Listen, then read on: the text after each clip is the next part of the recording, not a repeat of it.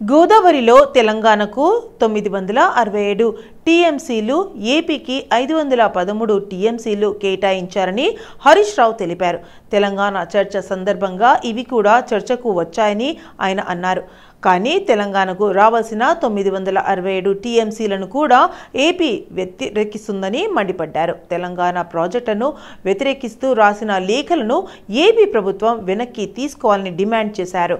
హైదరాబాద్ ఉప్పల్ సమీపంలోని మల్లాపూర్ విఎన్ఆర్ గార్డెన్స్లో శనివారం నాడు నిర్వహించిన బీఆర్ఎస్వి రాష్ట్ర స్థాయి సదస్సుకు హరీష్ రావు హాజరయ్యారు. ఈ సందర్భంగా బనకచెర్ల ప్రాజెక్టుపై పవర్ పాయింట్ ప్రెజెంటేషన్ ఇచ్చారు. గోదావరి బనకచెర్ల ఏంటి? గోదావరి నీళ్లను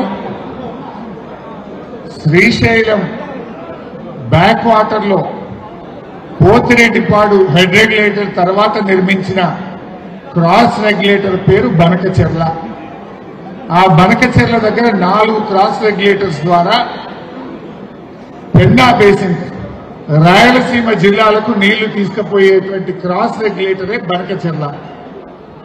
గోదావరి నీళ్లను రాయలసీమకు తీసుకుపోయే ప్రాజెక్ట్. ఆ బనకచెర్ల క్రాస్ రెగ్యులేటర్లో ఈ నీళ్లు వదిలిపెడితే అక్కడి నుంచి రాయలసీమ జిల్లాలకు నీళ్లు తీసుకుపోయే ప్రాజెక్టు గోదావరి బనకచెర్ల. నెక్స్ట్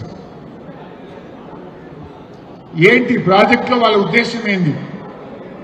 రోజుకు 2 టీఎంసీల నీళ్లను పోలవరం ప్రాజెక్ట్ నుంచి బనకచెర్లకు తీసుకువెళ్లి ఒక 200 టీఎంసీలను మళ్లించేటువంటి ప్రాజెక్టు. దానికంటే ముందు ఒక పాయింట్ మీరు బాగా అర్థం చేసుకోవాలి. ఒక నది, ఏ నది అయినా వివిధ రాష్ట్రాల గుండా వివిధ దేశాల గుండా ప్రవహిస్తూ ఉంటుంది. గోదావరి నది తీసుకుంటే 7 రాష్ట్రాల్లో ప్రవహిస్తుంటుంది. మహారాష్ట్ర, కర్ణాటక, తెలంగాణ, ఆంధ్రప్రదేశ్, మధ్యప్రదేశ్, ఒరిస్సా, కొంత ఛత్తీస్గఢ్ కూడా వస్తుంది. సో ఇన్ని రాష్ట్రాల్లో ప్రవహిస్తే ఆ నదీ జలాలను ఎలా పంచాలి? సుచిత్ర, కోంపల్లి, మేడ్చల్లు అత్యంత వేగంగా విస్తరిస్తున్న ప్రాంతాలు. జడే హాస్పిటల్స్ ఇక్కడ ప్రారంభించడం సంతోషం. Oncology, orthopaedic, nephrology, neurology, neonatology అన్ని రకాల అద్భుతమైన సదుపాయంతో ఈ హాస్పిటల్ ప్రారంభించబడింది. ఈ హాస్పిటల్లో 25 మంది స్పెషలిస్టు ఉన్నారు. 80 బెడ్స్ సామర్థ్యం కలిగి ఉంది. ఈ హాస్పిటల్ నడిపేవారు కూడా డాక్టర్లే. రజని అశోక్, శైలజ, శ్రీహర్ష, ప్రియదర్శిని, కౌశల్ అందరికీ శుభాకాంక్షలు. ఈ ప్రాంతంలోనే అనేక సంవత్సరాలుగా వైద్య సేవలు అందిస్తున్న అందరూ కలిసి ఒక పెద్ద హాస్పిటల్గా పెట్టుకున్నారు. ఇది సంపూర్ణంగా అభివృద్ధి చెందాలని కోరుకుంటున్నా. ఈ ప్రాంత ప్రజానికి మంచి సౌకర్యాలు అందించాలని, పేదవారికి, మధ్యతరగతి వారికి అందుబాటులో ఉండే వైద్యం అందిస్తారని ఆశిస్తూ వారందరికీ శుభాకాంక్షలు తెలిపారు. ఒక్క మాటలో చెప్పాలంటే డాక్టర్ల అడ్డగా మారింది ఇది. కొంపల్లి, సుచిత్ర ప్రాంతాలు డాక్టర్లకు అడ్డగా మారింది. ఇవాళ ఈ జడే హాస్పిటల్ ఈ కొంపల్లిలో మొట్టమొదటి రోబోటిక్ సర్జరీ ఫెసిలిటీ ఉన్నటువంటి హాస్పిటల్. ఆంకాలజీ కావచ్చు, ఆర్థోపెడిక్ కావచ్చు, యూరాలజీ కావచ్చు, న్యూరాలజీ కావచ్చు, న్యూనాటాలజీ కావచ్చు, అన్ని రకాల అత్యుత్తమైనటువంటి ఫెసిలిటీస్తో ఈ హాస్పిటల్ ఇలా ప్రారంభించబడ్డది. ఈ హాస్పిటల్లో దాదాపుగా 20-25 మంది డాక్టర్లు, స్పెషలిస్టులు ఈ హాస్పిటల్లో పనిచేస్తున్నారు. 80 బెడ్ల సామర్థ్యం కలిగినటువంటి హాస్పిటల్. ఈ హాస్పిటల్ నడిపే వాళ్ళంతా కూడా డాక్టర్లే. రజని అశోక్ గారు ఈ హాస్పిటల్ చైర్మన్గా ఉన్నారు. శైలజ గారు, శ్రీహర్ష గారు, ప్రియదర్శిని గారు, అదేవిధంగా కౌసర్ గారు. వారితో పాటుగా ఈ ప్రాంతంలోనే అనేక సంవత్సరాలుగా చిన్న హాస్పిటల్గా పెట్టి ఇక్కడ అవసరం ఉంది, ఇంక మరింత మెరుగైన వైద్య సేవలు, మరింత గొప్ప స్పెషాలిటీ సేవలు ఇక్కడ అందించాలన్నటువంటి భావనలో వీళ్ళంతా కలిసి పెట్టిండ్రు. ఇలా డాక్టర్లు కలిసి పెట్టినటువంటి హాస్పిటల్ కాబట్టి ఇది సంపూర్ణంగా అభివృద్ధి చెందాలని ఈ డాక్టర్లు ఈ ప్రాంత ప్రజానికానికి మంచి సౌకర్యాలు అందించాలని పేదవాళ్లకు మధ్యతరగతి వాళ్ళకు కూడా అందుబాటులో ఉన్నటువంటి వైద్యం అందిస్తారు. తెలంగాణ జాగృతి ఆధ్వర్యంలో నేడు కోంపల్లి శ్రీ కన్వెన్షన్ హాల్లో నిర్వహిస్తున్న లీడర్ శిక్షణ కార్యక్రమంలో ఎమ్మెల్సీ కల్వకుంట్ల కవిత కీలక వ్యాఖ్యలు చేశారు. జాగృతి కార్యకర్తలకు మానవీయ సామాజిక బాధ్యతలపై స్పష్టమైన దిశానిర్దేశం చేశారు. అలాగే నాయకత్వ లక్షణాలు ఎలా ఉండాలో ఆమె వివరంగా తెలిపారు. నమ్మిన సిద్ధాంతం కోసం ఎంత పెద్ద వ్యవస్థతోనైనా ఎంతటి పెట్టుబడి వ్యవస్థతోనైనా జాగృతి నిలబడి పోరాడింది అని కవిత పేర్కొన్నారు. జాగృతి లాంటి సంస్థలు తరచూ పుట్టవన్నీ చరిత్రలో నిలవడం చాలా అదురు అని పేర్కొన్నారు. ఇది కేవలం ఒక సంస్థ మాత్రమే కాక ఒక ఉద్యమంగా ప్రజల్లో పెంపొందించాలన్న లక్ష్యంతో ముందుకు సాగుతుందని చెప్పారు. అలాగే నాయకత్వం అంటే హోదా కాదు, ప్రజాస్పృహ అని పేర్కొన్నారు. ఇంట్లో ఉండే ఇల్లాలు మొదటి లీడర్ అని మహిళలకు ఉద్దేశించి ఆమె మాట్లాడారు. ఇంట్లో ప్రతి ఒక్కరి అవసరాలను ముందుగా గుర్తించి తగినంత జాగ్రత్త తీసుకునే మహిళలే నిజమైన నాయకులు అని చెప్పుకొచ్చారు. అదేవిధంగా ప్రజల సమస్యలను అడిగి తెలుసుకుని పరిష్కార మార్గాలు అన్వేషించేవాడే నిజమైన నాయకుడని ఆమె అభిప్రాయపడ్డారు. విద్యార్థి విభాగం నుంచి, యువజన విభాగం నుండి, ఎస్టీ ఆదివాసీ వింగ్ నుండి, అన్ని విభాగాల నుండి వచ్చినటువంటి ప్రతినిధులందరికీ కూడా మరి శుభాకాంక్షలు. జనరల్గా ఏదైనా మంచి పని చేసినప్పుడు దేవుడు ఆశీర్వాదం ఉంటారంటారు. అట్లనే ఇవాళ మనం మంచి పని చేస్తున్నాం. నాయకత్వాన్ని తెలంగాణలో కొత్త నాయకత్వాన్ని పెంపొందించాలనుకుంటున్నాం కాబట్టి మరి బాగా భారీగా వర్షం పడతా ఉన్నది. దేవుడు ఆశీర్వాదం అని అనుకోవాలి. వర్షంలో కొంతమంది మనోళ్ళు అక్కడక్కడ ఆగిపోయిన వాళ్ళందరూ కూడా అందుకుంటారు తొందరలోనే.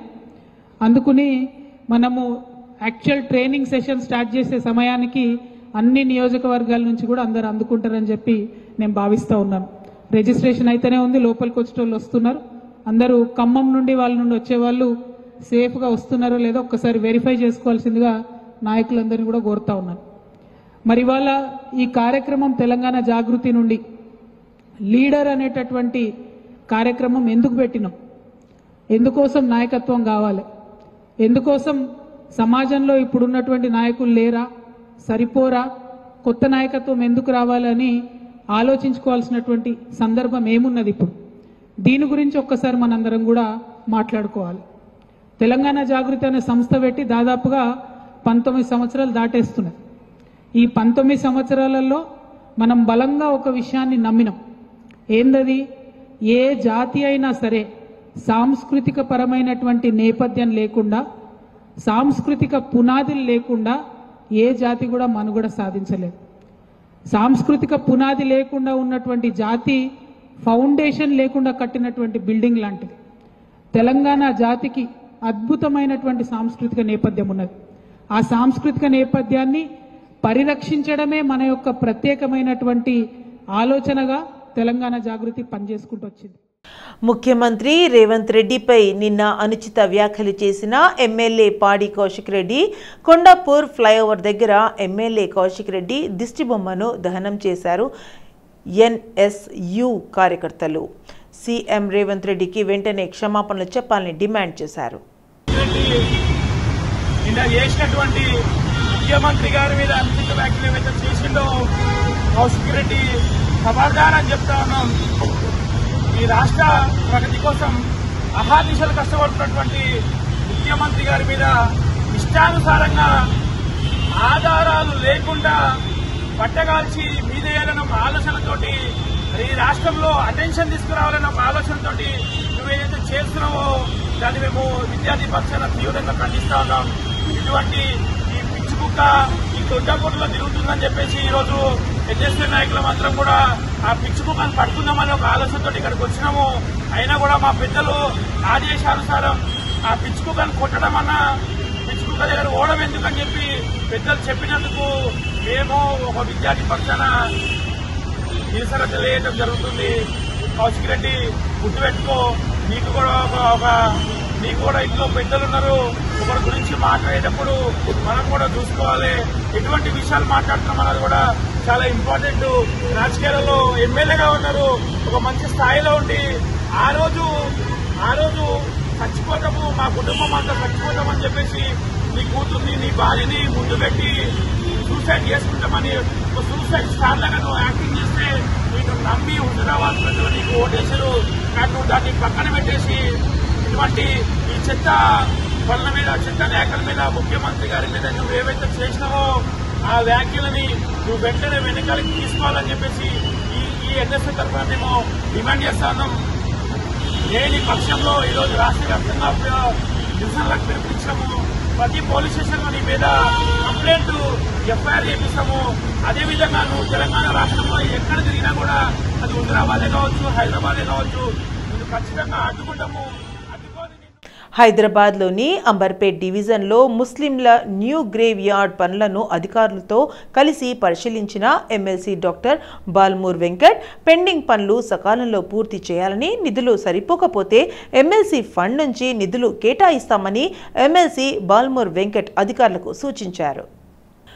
నిర్మాణ పనులు ఆలస్యంగా చేయడంపై కాంట్రాక్టర్పై ఆగ్రహం వ్యక్తం చేశారు. ఎమ్మెల్సీ బాల్మూరు వెంకట్తో పాటు అంబర్పేట్ స్థానిక కార్పొరేటర్ విజయ్ కుమార్ గౌడ్, మాజీ కార్పొరేటర్ పూలి జగన్, కమిటీ సభ్యులు తదితరులు పాల్గొన్నారు. పెండింగ్ పనులు సకాలంలో పూర్తి చేయాలని, నిధులు సరిపోకపోతే ఎమ్మెల్సీ ఫండ్ నుంచి నిధులు కేటాయిస్తామని ఎమ్మెల్సీ డాక్టర్ బాల్మూరు వెంకట్ అధికారులకు సూచించారు. నిర్మాణ పనులు ఆలస్యంగా చేయడంపై కాంట్రాక్టర్పై ఆగ్రహం వ్యక్తం చేశారు. ఎమ్మెల్సీ బాల్మూరు వెంకట్తో పాటు అంబర్పేట్ స్థానిక కార్పొరేటర్ విజయ్ కుమార్ గౌడ్, మాజీ కార్పొరేటర్ పూలి జగన్, కమిటీ సభ్యులు తదితరులు పాల్గొన్నారు.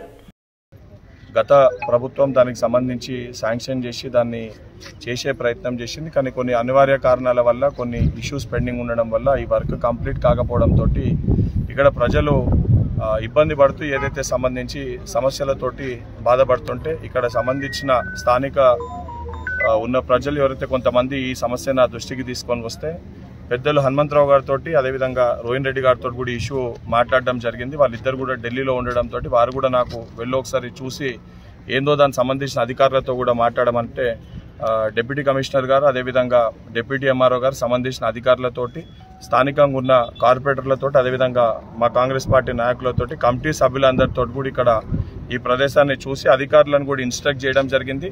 తప్పనిసరిగా తొందరలో ఈ సంబంధించిన పనులన్నింటినీ కూడా పూర్తి చేసి ఇంకేమైనా అదనపుగా సంబంధించి గ్రావెల్ నింపనికి కానీ ఇక్కడ మట్టి నింపనికి కానీ ఫండ్స్ కావాలంటే కూడా నా ఎమ్మెల్సీ ఫండ్స్లోకి వెళ్ళి కూడా దాన్ని खबर हो भी यहाँ पर किसी की भी खबर उसको डैमेज और कुत्ते वगैरह आ रहे वो दुरुस्त है बात।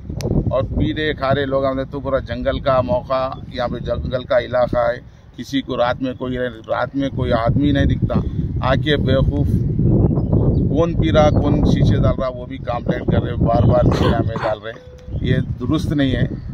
हर एक का काम है, कोई रास्ता चलने वाला भी मोमिन है या कोई लोग बैठे गैर ज़रूरी उन्होंने आके आवाज़ दे के उठो भाई यहाँ से बोलना चाहिए, वैसा बोलना है, मगर शिकायत नहीं करना है। शिकायत क्या है, गवर्नमेंट का मामला है, गवर्नमेंट चेंज हो गई, फिर ये गवर्नमेंट आई, फंड की वजह से यहाँ पूरा मसला यही आ रहा, कंट्रैक्टर को 1 रुपया भी नहीं मिला, उन्हें काम रोका हुआ, पेंडिंग कर रहा, कोई भी वो पैसे दिए तो काम करेगा ना।